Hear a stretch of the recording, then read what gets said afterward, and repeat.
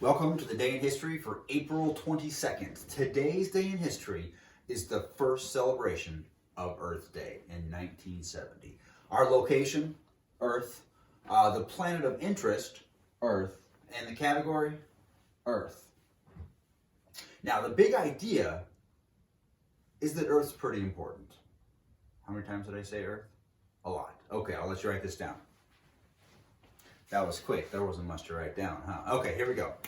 Now, we are on Earth. Now, this is a pretty important planet because this is where we live.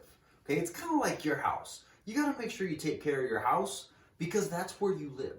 And Earth Day is kind of a way to say we really need to make sure we take care of our house. So, let's move on. Isn't this nice? Isn't this pretty? I think it's gorgeous. I kind of wish I was there right now. Looks like a really fun place to be. It's beautiful, looks clean, there's animals and plants, and I'll bet you it smells really good. Okay? It's probably a lot better than this. Oh! That looks pretty dirty, pretty nasty, smelly, probably make you cough, probably make you sick. It's pretty gross. Would you agree? Yeah. Okay. Now, the reason I show you those two pictures is because for pretty much all of Earth's history, there was a balance of carbon dioxide and other elements in the atmosphere. This is a graph from NASA, and they've been tracking the amount of carbon dioxide in the atmosphere. And they measure it in parts per million. It's a pretty complex thing. But the picture is pretty clear. If you look over the thousands of years that this chart represents, you can see that it goes up and it goes up and it's a cycle, right? And I'm probably standing in front of the part you need to see because if you look over here, right behind me, you're going to see that after about 1950, the level of CO2 goes super high. Take a look. You see that? It goes really high. And what CO2 does is called the greenhouse effect, is that when the sunlight comes in and it bounces off the Earth, the CO2 keeps it in and it heats up the atmosphere. And there is a huge conversation going on about climate change and rising temperatures and all of these things. But with a graph like this from NASA, it's pretty obvious that the levels of CO2 in our atmosphere are rising. There's a lot of research that we can do on this topic. There's a lot of work we still need to do on this topic. But today we're talking about Earth Day, so let's move on. Now, this is Gaylord Nelson. He was a senator from Wisconsin, and in 1969, he witnessed an oil spill in Santa Cruz, which is off the coast of California.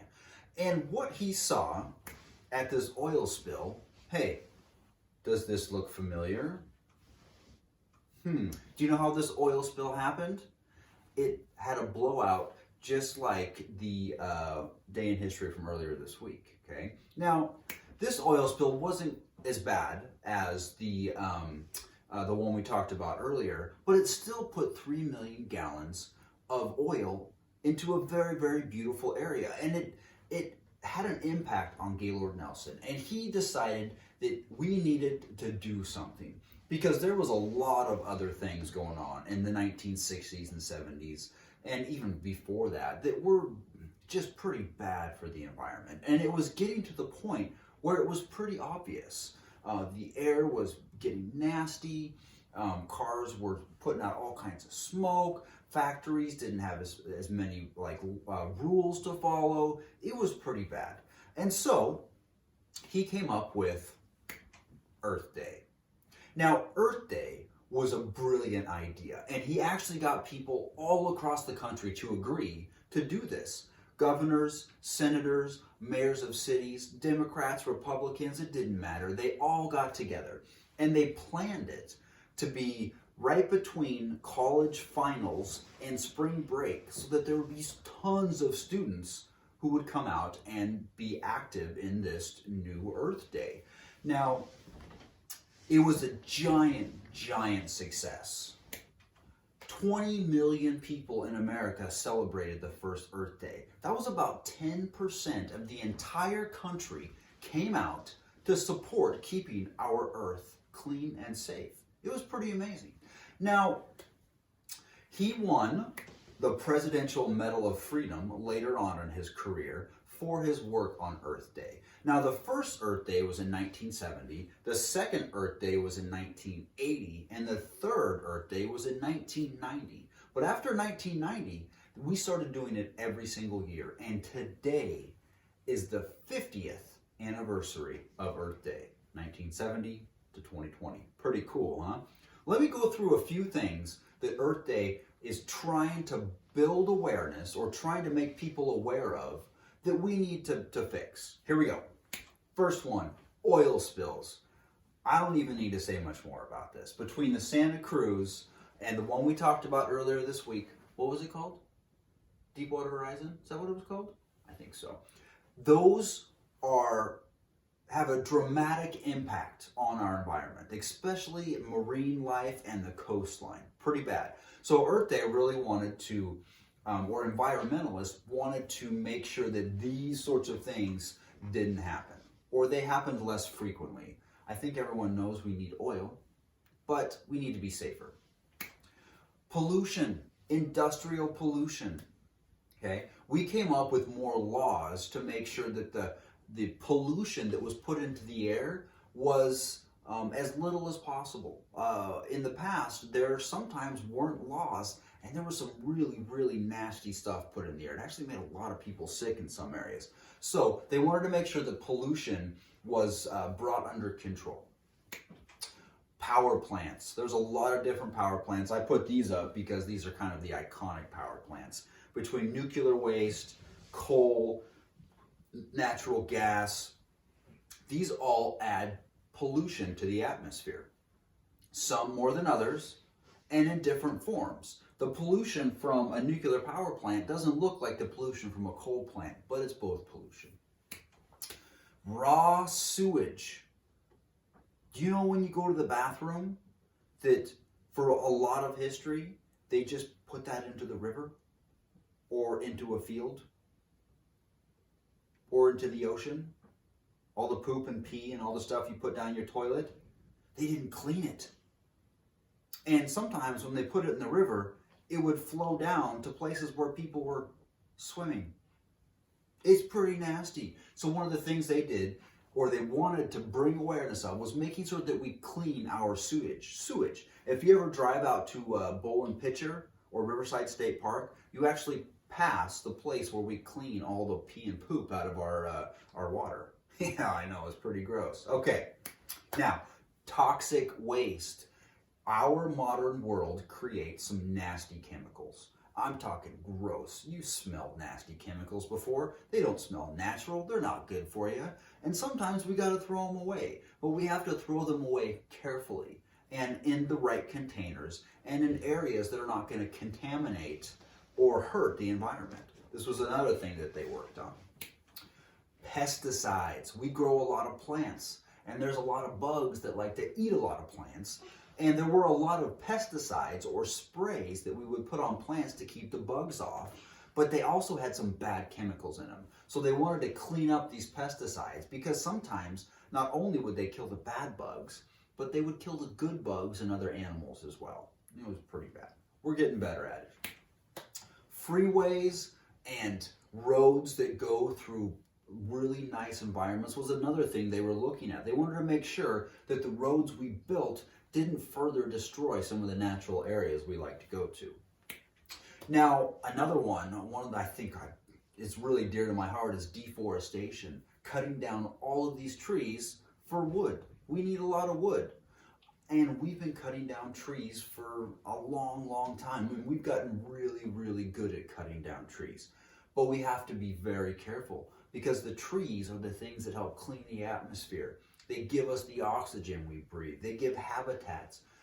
Forests are amazingly important. I could talk for another 15 minutes about this, but I'm not. So, yes, trees.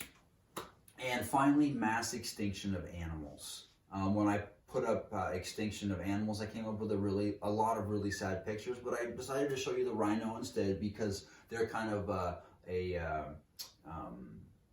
what's the word I'm looking for? An icon of extinction.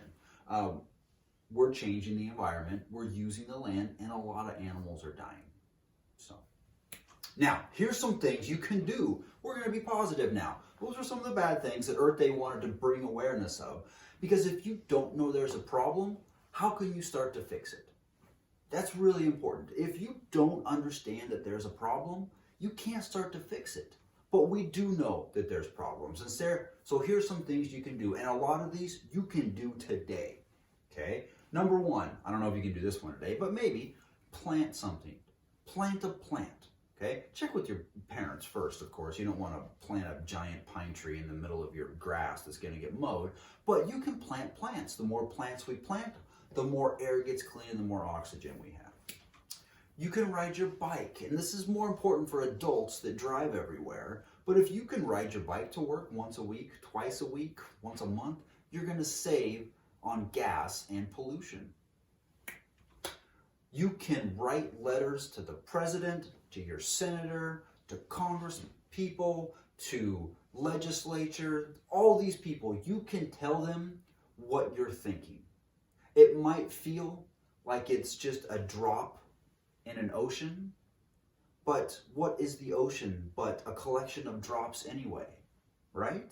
So you need to tell the people that are running our country that we need to do something about this, okay?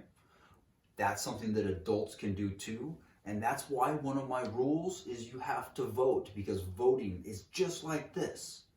I've been thinking about writing some letters myself, but sometimes kids can make some really powerful ones. So, you can use reusable bags when you go to the store. Bring your own bags. Don't use the plastic bags and don't take the paper bags, okay? The fewer that they have to hand out at the grocery store, the less they're going to buy, which means the less they're going to make and the less pollution there's going to be.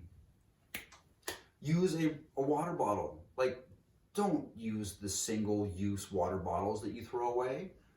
Just use your own water bottle. Okay? Don't use plastic cups, don't use paper cups, don't use throwaway single water bottles. There's billions of them getting thrown away every year. It's insane. Use a water bottle. Pick up trash. You can start around your house, but you know what? I was doing some research on this. I'm like, next year when we come back, we should totally sign up and find a way to safely pick up trash somewhere. It's kind of, you have to be careful because there's a lot of gross stuff on the ground. But if you wear the right gloves and have the right bags and you follow the rules, we could probably clean up a lot of stuff as a classroom of 30. I think that'd be pretty fun. And it might get us going on more field trips because that's something I got to work on. This is something that your parents probably should be doing. But get rid of the old light bulbs. The Thomas Edison light bulbs, remember that day in history? Those light bulbs don't last very long and they use a lot of electricity. The new LEDs and the fluorescents use a ton less energy and give out the same amount of light. It's a win-win. And for adults as well, carpool. If two people are going to school at the same time, why take two cars? Okay, unless you have to. There's ways that you can carpool, which means you use less gas and cause less pollution. Another one is paper towels versus towels, okay? If you're gonna dry your hands and then throw it away, why not use something you can wash? Okay? So this is just a list of few things that you can do to help with Earth Day. Because our Earth needs help. We need to take care of our home. And there's a lot of people on this home. And it's our responsibility as people that are growing up, especially for you guys, are growing up, we have to take care of our home because by the time you're my age, there's going to be a lot of people on this earth. So, happy Earth Day, guys. See you.